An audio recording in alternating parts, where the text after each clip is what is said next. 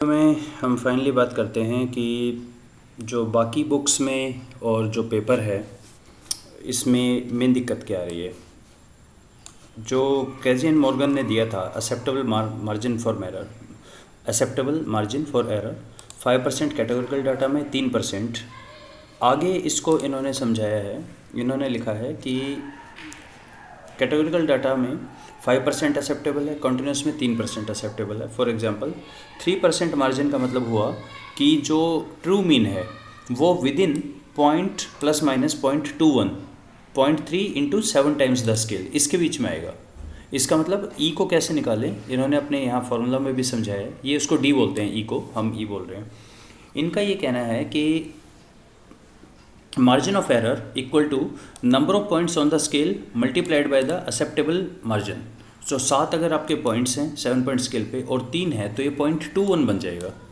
तो इससे एक बहुत बड़ी समस्या ये आ रही है कि जब हम यहाँ पे लगा के देखते हैं, पहले आप यहाँ चेक करें, मेरा अभी सैम्पल साइज़ इनफाइनाइट पॉपुलेशन के लिए आ रहा था 2964।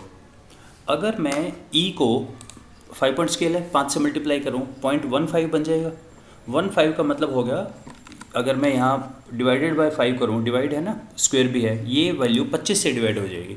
अगर ये वैल्यू 25 से डिवाइड हो जाएगी, रफली 100-120 के करीब आ जाएगी वैल्यू। 25 से डिवाइड करके देखिए तो सैम्पल साइज़ बहुत ही छोटा बन जाता है। तो मैं यहाँ दिखा देता हूँ, अगर मैं यहाँ पे 0.15 लिख देता हूँ, ई की वैल्यू वो कैसे आया, 5 पॉइंट स्केल था मल्टीप्लाइड बाई 0.03 मार्जिन है इन दोनों का ये, तो हमारी वैल्यू आ गई 119।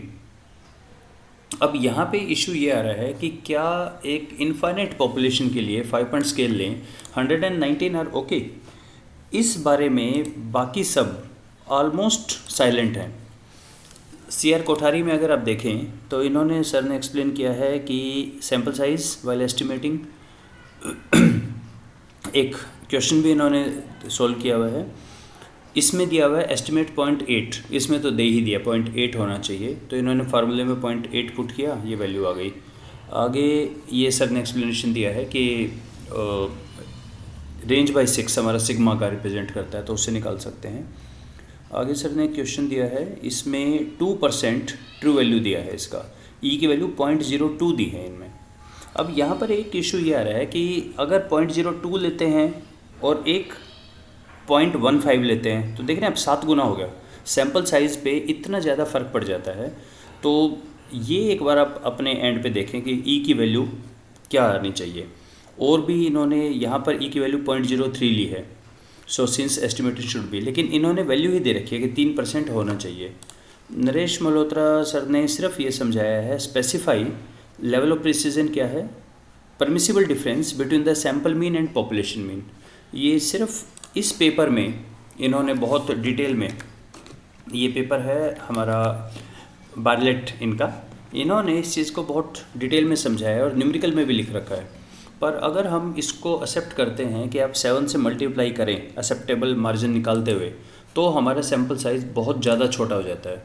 तो देखिए इस केस में भी हमारा ये 106, 10,000 पे 106, 20,000 पे 118 और इसके बाद रफली सब जगह 118 या 119 का सैम्पल साइज़ आ रहा है। इसी तरह इसमें तो खैर इतना ही रहेगा, 384 रहेगा। 7 पॉइंट स्केल में ये हमारा 0.21 हो जाएगा, 3 इंटू 7, तो हमारी वैल्यू 106 या 119 आ जाएगी 7 पॉइंट स्केल पे। वेल, इसके बारे में आप एक बार देखिए, रेफरेंस कहीं आपको मिले, मुझे अभी तक नहीं मिल पाया है कि कौन सा मेथड सही है। तो इसीलिए अभी तक मैंने एक बहुत ही कंजर्वेटिव अप्रोच लेते हुए ये किया कि इनफाइनाइट पॉपुलेशन पे 3000 का सैंपल ओके है, और फाइनाइट है तो आप इस टेबल से खुद ही कैलकुलेट कर सकते हैं कि कितना आना चाहिए। इसी तरह अगर आपका लिकट पे है या MCQ पे है, ये चेक कर लें। ये चीज़ प्रॉपरली एक्सप्लेन नहीं है कहीं पे भी, बस यही एक डाउट था। बाकी अब आप अपने केस में देख सकते हैं। अभी 2 चीज़ें हमने छोड़ दी हैं। What happens when there is a secondary data, उसका कैसे लेते हैं। सेकेंडरी डाटा अगर आप ले रहे हैं, बहुत सारे हमारे फ्रेंड्स फाइनेंस के हैं, तो उसमें आप ये देखिए प्राइमरीली टेक्निक क्या लगाने वाले हैं। टेक्निक के बेस पे सैम्पल साइज़ ले सकते हैं, या हमने एक बात की थी 5% of population is good enough, उसको आप लेके चल कर सकते हैं। जब आप सेकेंडरी डाटा पे काम करते हैं तो अक्सर हमारे पास